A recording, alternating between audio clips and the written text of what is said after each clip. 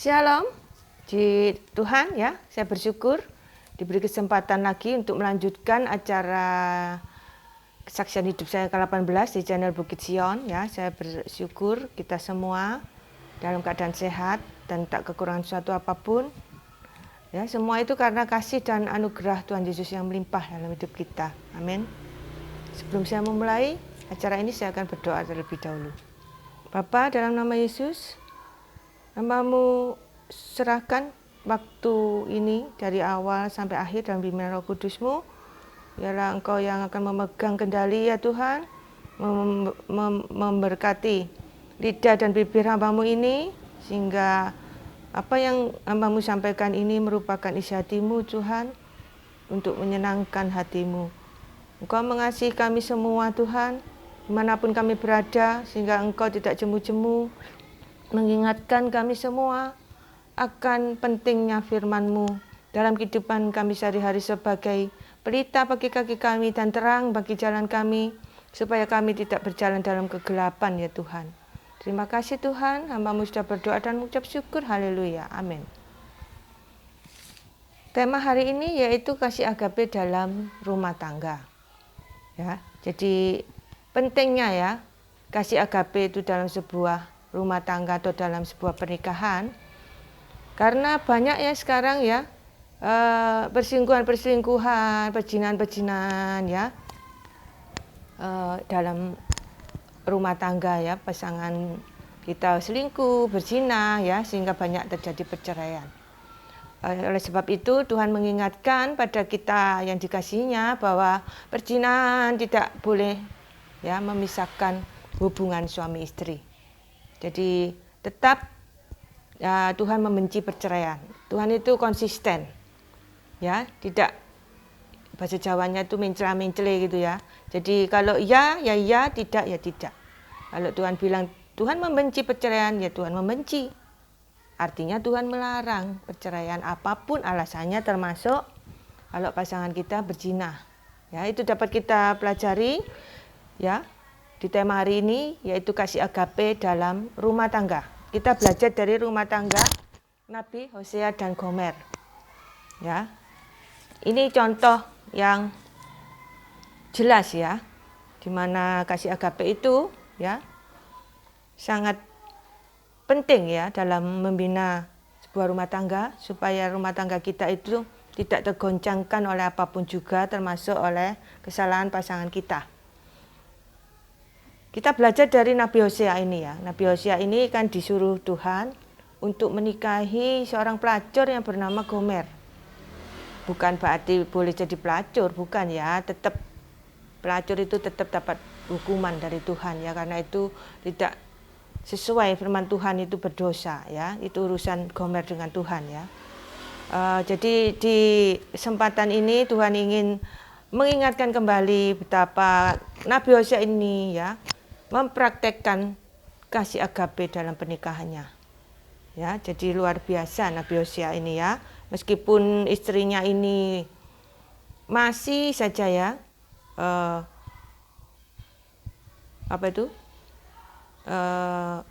tidak setia ya pada Nabi Hosea ini ya, dalam pernikahannya. Nabi Hosea ini tidak buru-buru menceraikan Gomer. Ya, jadi kita belajar dari Nabi Hosea ini ya, supaya para suami ya yang istrinya berbuat kesalahan, bahkan berselingkuh sekalipun atau berzina sekalipun, jangan buru-buru menceraikannya. Ya, kita harus punya kasih agape. Ya, kasih agape itu kasih yang mengampuni, mengasihi ya, seberapa besar kesalahan pasangan kita, seperti Allah mengampuni dosa manusia. Ya, karena kasih agape itu kasih tertinggi, ya, kasih Allah sendiri pada manusia yang besar dan tidak bisa dilukiskan dengan kata-kata ya, kasih agape itu. Karena itu kasih Allah sendiri. Karena Allah itu adalah kasih. Tuhan Yesus itu adalah kasih, dan kasih itu tidak bersyarat, tidak terbatas, abadi, kekal. Ya, kasih Allah itu pada manusia. Tidak ada satupun yang bisa memutuskan ya kasih Tuhan pada manusia ini. Tidak ada sesuatu apapun yang bisa memisahkan ya kasih Tuhan dengan manusia ini. Kasih Tuhan pada manusia, pada umatnya terutama yang percaya kepadanya, yang menjadi milik kepunyaannya, ya, jadi manusia baru, ciptaan baru, ya. Saat kita menerima Tuhan Yesus, kita percaya sepenuh hati pada Tuhan Yesus, menerima Tuhan Yesus sebagai Tuhan dan Raja dalam hidup kita, Juru Selamat kita, kita menjadi manusia baru, ciptaan baru. Amin. Sebagai manusia baru, ciptaan baru, kita tentu punya tugas, yaitu menyenangkan hati Tuhan, mengasihi Tuhan dengan melaksanakan segala perintahnya ya dalam kehidupan kita sehari-hari. Iman tanpa perbuatan sia-sia. Kita kembali ke keluarga Hosea ini ya. Jadi Tuhan itu tidak memerintahkan pada Nabi Hosea untuk menceraikan Gomer saat Gomer itu berzina dengan laki-laki lain ya. Jadi Tuhan itu konsisten, Tuhan tidak ingin terjadi perceraian. Jadi meskipun si Gomer ini berzina dengan laki-laki lain, Tuhan tidak memerintahkan Nabi Hosea untuk menceraikannya. Secara logika bisa saja Tuhan memerintahkan Nabi Hosea ini untuk menceraikan Gomer, tetapi kenyataannya tidak. Ya, Tuhan tidak menyuruh Nabi Hosea untuk menceraikan Gomer, meskipun Gomer berzina dengan laki-laki lain ya setelah menikah dengan Hosea ini. Jadi sudah jelas ya di sini bahwa kasih agape itu menutupi segala kesalahan pasangan kita ya, dan tidak mengingat lagi kesalahan pasangan kita, dan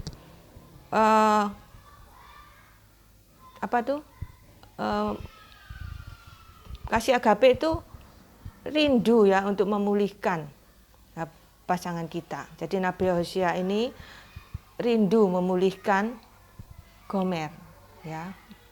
Jadi supaya kehidupan Gomer itu tidak, bahasa Jawanya itu tidak morat-marit ya, tidak karu-karuan gitu kehidupan Gomer ya. Nabi Hosea ini ingin ya memulihkan kehidupan istrinya ya. Jadi tidak malah menceraikan istrinya ya, tapi ingin rindu untuk memulihkan keadaan istrinya. Ya, itulah gambaran dari kasih agape dalam sebuah pernikahan. Saya harap ya saudara-saudara membaca Hosea ini dari awal sampai akhir ya, ada 12 pasal, supaya saudara bisa mengerti betapa luar biasanya ya kasih agape ini dalam kehidupan rumah tangga Nabi Hosea ini. Jadi Nabi Hosea ini ya dengan luar biasa ya mendemonstrasikan ya kasih agape itu dalam keluarganya, mendeskripsikan ya kasih agape itu dalam keluarganya ya. Dapat saudara baca pelan-pelan dengan minta pimpinan Roh Kudus ya, membaca Hosea ini dari awal sampai akhir ya. Kita pasti mengerti apa maksud Tuhan dengan melarang perceraian. Apapun alasannya tetap tidak boleh bercerai, kita berpegangan pada Hosea ini ya. Jadi jangan mudah terombang-ambing oleh pemikiran orang ya, kita berpegangan pada firman Tuhan saja. Amin. Kita sudah mengerti ya, kasih agape itu kasih yang tertinggi. Mari kita belajar lebih dalam tentang kasih agape ini. Dapat kita lihat di Alkitab ya, kasih agape ini.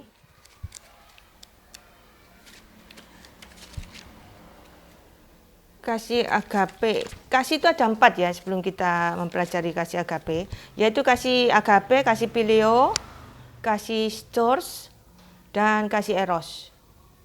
Kita sudah sering ya mendengar 4 macam kasih ini, tapi saya tidak membahas semuanya, saya hanya membahas kasih agape saja, yaitu berdasarkan Alkitab ya. Kita lihat di Yohanes 3 ayat 16. Mari kita baca Yohanes 3 ayat 16. Saya bacakan ya. Karena begitu besar kasih Allah akan dunia ini sehingga ia telah mengaruniakan anaknya yang tunggal, supaya setiap orang yang percaya kepadanya tidak binasa, melainkan beroleh hidup yang kekal. Amin. Ya. Jadi kita sudah mengerti ya apa itu kasih agape dalam rumah tangga. Tidak hanya dalam rumah tangga sebenarnya ya, dalam semua aspek hidup kita harus ada kasih agape ini. Ya, karena ini teladan dari Tuhan. Ya, kalau kita mengaku sebagai murid-muridnya, anak-anaknya, kita harus memiliki kasih agape ini. Karena kasih agape ini kasih Allah sendiri. Selanjutnya yaitu di 1 Yohanes 4 ayat 8. Mari kita buka bersama-sama. 1 Yohanes 4 ayat 8. Kita ketemu ya. Saya bacakan ya. Barang siapa tidak mengasihi, ia tidak mengenal Allah. Sebab Allah adalah kasih. Amin. Ya, jadi kita harus saling mengasihi, apalagi dengan pasangan kita. Sudah pasti harus mengasihi pasangan kita dengan kasih yang murni, kasih yang tulus. Dengan kasih agape, kasih tidak bersyarat. Ya. Selanjutnya di Yohanes 15 ayat 13. Mari kita buka bersama-sama Yohanes 15 ayat 13. Saya bacakan ya. Tidak ada kasih yang lebih besar daripada kasih seorang yang memberikan nyawanya untuk sahabat-sahabatnya. Amin. Saya ulang ya. Yohanes 15 ayat 13. Tidak ada kasih yang lebih besar daripada kasih seorang yang memberikan nyawanya untuk sahabat-sahabatnya. Amin.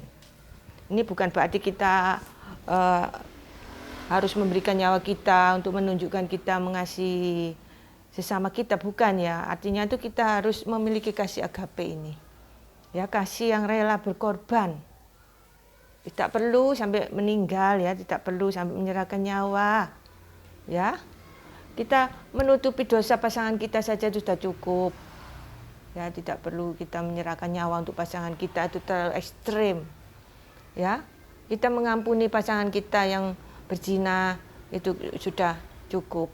Itu sama dengan kasih yang besar tadi ya. Jadi kasih yang mau menerima pasangan kita padanya. Ya. Itulah kasih yang besar, yaitu kasih agape. Jadi kita diingatkan Tuhan, kita bersyukur ya, masih diingatkan Tuhan ya, supaya kita mempraktekkan kasih agape ini dalam kehidupan kita sehari-hari ya, terutama di dalam rumah kita atau dalam rumah tangga kita, dalam pernikahan kita. Ya, kita harus benar-benar ya mempraktekkan kasih agape ini. Dari rumah terlebih dahulu ya, setelah itu kita mempraktekkan kasih agape di lingkungan luar rumah ya. Tapi harus dimulai dari rumah tangga kita dulu. Selanjutnya yaitu di kasih stores ya. Stores. Ini di Roma 12 ayat 10. Saya bacakan ya. Hendaklah kamu saling mengasihi sebagai saudara dan saling mendahului dalam memberi hormat. Amin. Ya, ini penjelasan dari kasih stores ya. Selanjutnya kasih eros. Kasih eros ini sudah mengerti ya kita, yaitu kasih terhadap lawan jenis. Ini melibatkan jiwa dan perasaan. Ya, dapat saudara pelajari sendiri ya di buku-buku rohani tentang 4 macam kasih ini untuk lebih jelasnya. Jadi itulah ya pesan Tuhan hari ini pada kita semua yang dikasihinya ya, agar kita mempraktekkan kasih agape dalam kehidupan kita sehari-hari, terutama dalam rumah tangga kita. Jangan mengorbankan ya ketaatan kita pada Tuhan Yesus ya, hanya karena kelakuan pasangan kita yang kurang baik, yang kasar, yang omongannya kasar, atau bahasa Jawanya tuh juga berkata kasar ya, atau meso, terus kita tidak taat pada firman Tuhan, itu bukan alasan. Ya, jadi jangan pernah mengorbankan ketaatan kita karena kelakuan pasangan kita yang kurang baik. Suami ya tidak taat pada firman Tuhan karena istrinya cerewet, istrinya tampilannya amburadul di rumah, ya, istri kurang perhatian pada suami, istri boros atau kurang pintar mengatur keuangan, ya itu jangan dijadikan alasan untuk berpisah. Ya, jadi masalah kecil, masalah sepele itu jangan dibesar-besarkan. Ya, jadi jangan pernah mengorbankan ketaatan kita pada Tuhan Yesus dengan konflik rumah tangga. Ya, meskipun ada konflik rumah tangga, ya kita tetap taat pada firman Tuhan. Biasa ya kalau dalam rumah tangga terjadi konflik itu sudah wajar, sudah biasa, ya jangan kaget. Oleh sebab itu pasangan muda-mudi yang mau menikah harus siap mental, harus mempersiapkan iman, ya yang kuat, yang teguh sebelum masuk ke pernikahan. Karena di dalam pernikahan itu ujian ketaatan pada Tuhan Yesus itu tersulit, ya dan terberat. Bukan saya menakut-nakuti ya, tapi kenyataannya ujian ketaatan kita pada Tuhan Yesus itu diuji oleh pasangan kita loh, oleh anak-anak kita dulu, oleh pasangan kita terlebih dahulu, ya sebelum ketaatan kita itu diuji oleh orang di luar keluarga kita, anggota keluarga kita. Bisakah kita taat, tetap taat meskipun kelakuan pasangan kita, kelakuan anak-anak kita tidak baik? Ya itu kita harus belajar tetap taat ya, apapun yang terjadi ya, meskipun ada masalah-masalah hidup yang berat sekalipun, ya kita harus tetap belajar taat. Memang tidak mudah ya, oleh sebab itu kita harus minta pimpinan Roh Kudus, minta kekuatan dari Roh Kudus sehingga kita bisa melewati ya semua ujian ketaatan dalam rumah tangga kita. Ya, pasti Tuhan memberi kekuatan dan memampukan kita ya untuk tetap taat ya, meskipun terjadi banyak masalah ya dalam rumah tangga kita. Dan untuk selanjutnya yaitu, oh ya saya mau menambahkan ya bahwa perzinahan rohani itu adalah penyembahan berhala ya. Menyembah dewa-dewa lain itu yang dimaksud perzinahan rohani. Jadi Tuhan tidak ingin ya anak-anaknya ya itu jatuh dalam perzinahan rohani. Ya, jadi tidak mau juga anak-anaknya itu keluar dari firman Tuhan. Ya, jadi pesan Tuhan hari ini ya, selain kita harus mempraktekkan kasih agape dalam rumah tangga kita, pernikahan kita ya, bagi yang sudah menikah, bagi yang belum menikah harus mempraktekkannya ya, dalam semua aspek hidup kita ya, bagi yang belum menikah ya. Dan kita diingatkan ya, jangan melakukan perzinahan rohani ya, dengan menyembah dewa-dewa lain, dengan berhubungan dengan roh-roh jahat ya, dengan setan. Pokoknya yang ada hubungannya dengan setan itu perzinahan rohani, ya. Dan jangan keluar dari firman Tuhan, itu pesan Tuhan hari ini.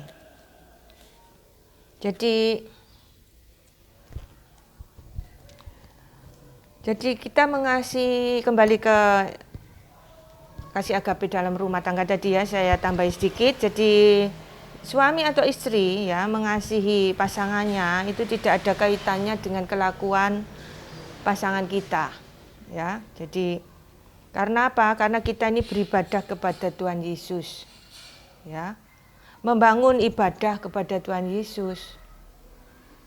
Jadi tidak ada kaitannya dengan kelakuan pasangan kita, karena kita itu ibadah ya kepada Tuhan. Kalau ibadah itu ya sungguh-sungguh, ya harus taat, tidak dipengaruhi oleh kelakuan pasangan kita. Ya, akhir-akhir ini banyak terjadi perceraian ya, karena ya itu tadi ya, mau taat pada firman Tuhan kalau pasangannya itu kelakuannya itu sesuai dengan yang dia inginkan. Mana bisa ya? Tidak ada manusia yang sempurna. Ya, jadi kelakuan pasangan kita itu tentu saja banyak yang tidak sesuai ya dibandingkan dengan sesuai. Karena memang dua pribadi yang berbeda disatukan itu tidak mudah, butuh proses. Ya. Kita harus belajar saling mengerti, saling melengkapi, saling memahami, ya, saling menguatkan iman, bertumbuh bersama-sama dalam Tuhan. Ya, itu yang dimaui Tuhan dalam kehidupan rumah tangga kita. Harus ada kasih agape sehingga kita suami istri ini bertumbuh imannya bersama-sama, saling melengkapi, saling mendoakan, saling menguatkan, bukannya saling mencari-cari kesalahan pasangan ya. Itu ajaran setan, tidak boleh ya. Sudah mengerti ya sekarang? Jadi itulah pesan Tuhan hari ini. Cukup sekian ya. Sudah mengerti ya sekarang? Kita itu harus menjauhi perceraian apapun yang terjadi ya. Termasuk pasangan yang berzina pun itu tidak boleh bercerai. Sudah jelas ya di pembahasan tema kita hari ini. Sampai ketemu di acara selanjutnya. Terima kasih buat waktunya mengikuti acara ini dari awal sampai akhir. Tuhan Yesus memberkati kita semua. Amin. Shalom.